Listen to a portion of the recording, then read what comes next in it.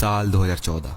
Finland के 5 super expert driver एक बर्फीले पहाड़ में एक ट्रायंगुलर शेप का होल कट करते हैं। वो उस पहाड़ के नीचे बनी एक मिस्टीरियस केव की 400 फीट की गहराई को टच करने जा रहे थे। और वो जिस तरह से गहराई में आगे बढ़ रहे थे, पैसेज और भी नैरो और पानी और भी सुपर कोल्ड होते जा रही थी।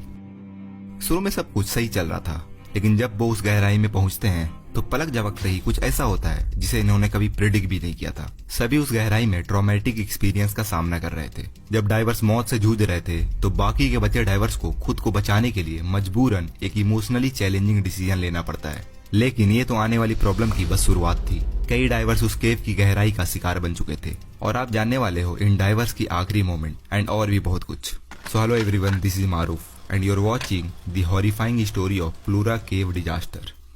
सो ये है काई कांकनिन, एक एक्सपीरियंस सर्टिफाइड केव डाइवर। इनके साथ ऑलरेडी मल्टीपल डाइविंग ट्रेजेडीज हो चुकी थी, लेकिन इनके लिए केव डाइविंग छोड़ना नामुमकिन था। वो अपनी पहली अंडर वाटर ट्रेजेडी फेस करते हैं जब वो अपने दोस्त के साथ पास के क्वायरी में डाइव करने जाते हैं। पानी में कुछ देर डाइव करने के बाद वो नोटिस करते हैं कि उसका डाइव पार्टनर मूव नहीं कर रहा है, क्योंकि उसका रेगुलेटर उसके मुंह से बहुत पहले ही गिर चुका था।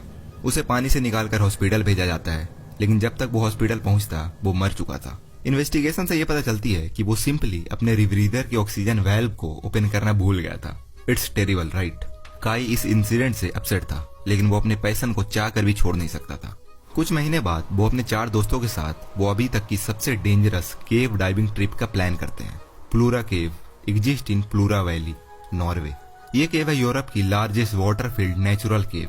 हालांकि इसे डिस्कवर 90s में किया गया था, लेकिन तब तक इसके अंदर जाने के लिए उतनी एडवांस इक्विपमेंट नहीं बनी थी। इंटरेस्टिंगली इस केव के 2 एंट्रेंसेस है। डाइवर्स को प्लूरा वैली एंट्रेंस से अंदर जाकर दूसरे रास्ते स्टाइनोफ्लाजे एंट्रेंस से बाहर निकलना था। टोटल 3 किलोमीटर लंबी, जिसमें इन्हें 5 घंटे का सफर तय करना था। इसके डीपेस्ट सेक्शन 120 मीटर गहरा था और यहाँ जाने का मतलब था उन्हें अनएक्सपेक्टेड चीजों का सामना करना था। एंड ऑब्वियसली पानी तो ठंडा था ही। काई कांकनिन, पैट्रिक ग्रोंकविस्ट, वेजा रांटेनिन और 2 पर्सन जिसका नाम सेम था, जिसे हम कहेंगे यारी एच एंड यारी यू। और इन दोनों को याद रखना, क्योंकि स्टोरी ऑलमोस्ट इन दोनों के अराउंड ही रिवॉल्व करती है। सभी सर्टिफाइड केव डाइवर थे एंड टेक्निकल डाइविंग में एक्सपीरियंस थे। इसका मतलब ये है कि वो नेशनल एंड इंटरनेशनल स्टैंडर्ड्स के अकॉर्डिंग वो फुल्ली क्वालिफाइड थे सुपर कोल्ड पानी में 5 घंटों तक रहने के लिए। इनकी स्ट्रेटेजी थी डाइव से पहले 2 ग्रुप में स्प्लिट होने का।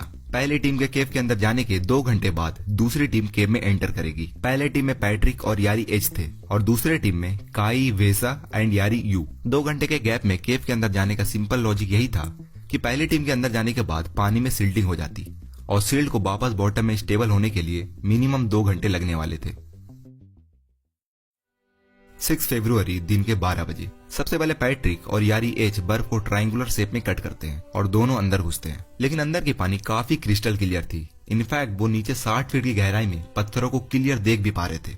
एक बुरे हादसे की एक अच्छी शुरुआत। उन्होंने साथ में एक इंटरेस्टिंग गैजेट भी लाए थे, अंडर वाटर स्कूटर, जो कि काफी यूजफुल था, क्योंकि इससे डाइवर्स ज्यादा तेजी से डाइव कर सकते थे और डाइवर्स की ज्यादा एनर्जी वेस्ट भी नहीं होती। सांस लेने के लिए वो यूज कर रहे थे एक एडवांस क्लोज सर्किट गियर, एक रीब्रीदर।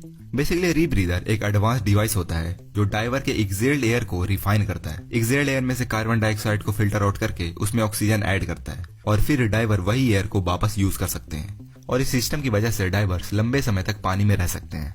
लेकिन फिर भी डाइवर को अवेयर होना जरूरी था, क्योंकि इससे बड़ी बड़ी प्रॉब्लम्स आती है। उसमें से एक बड़ी प्रॉब्लम्स थी हाइपरकैप्निया की। हाइपरकैप्निया तब होती है जब रीब्रीदर सही से काम नहीं करता और डाइवर के एक्सेल्ड कार्बन डाइऑक्साइड को रिमूव नहीं करता। इससे कार्बन डाइऑक्साइड ब्लड में बढ़ जाती है, जिससे चक्कर आना, कंफ्यूजन और फटीग जैसे सिम्टम को डाइवर फेस करते हैं। और ये हम सबको पता है, डिवाइसेस जितना ज्यादा कॉम्प्लेक्स होगी उसके मेल फंक्शन करने के चांसेस भी उतने ही ज्यादा होती है। दोनों डाइवर्स धीरे धीरे एक लीनियर चेंबर में 500 मीटर का सफर तय कर चुके थे और अब इन्हें 120 मीटर की गहराई के लिए नीचे टर्न लेना था। वो अब सामना कर रहे थे केव के डीपेस्ट सेक्शन का और रियल टेस्ट अब यहीं से शुरू होती है। वो जिस तरह से गहराई में आगे बढ़ रहे थे वो जगह उतना ही ज्यादा रिस्की होते जा रही थी। रास्ते और भी पतले और पानी और भी सुपर कोल्ड होते जा रही थी। चारों तरफ दीवारों में दरारें थी। पत्थर से एक स्मॉल इंजरी भी मौत का कारण बन सकता था। फाइनली वो केव के डीपेस्ट एरिया में आ चुके थे, जो सबसे ज्यादा नैरो भी था। वो अपने पीछे वाले डाइवर्स के लिए गाइडलाइन अटैच करते हैं ताकि इसकी टीम इसके साइन को पहचान सके। अब यहाँ से इन्हें बाहर निकलने के लिए स्टाइनोफ्लाजे की एंट्रेंस के पास जाना था। दोनों डाइव करके थोड़ा ऊपर जाते हैं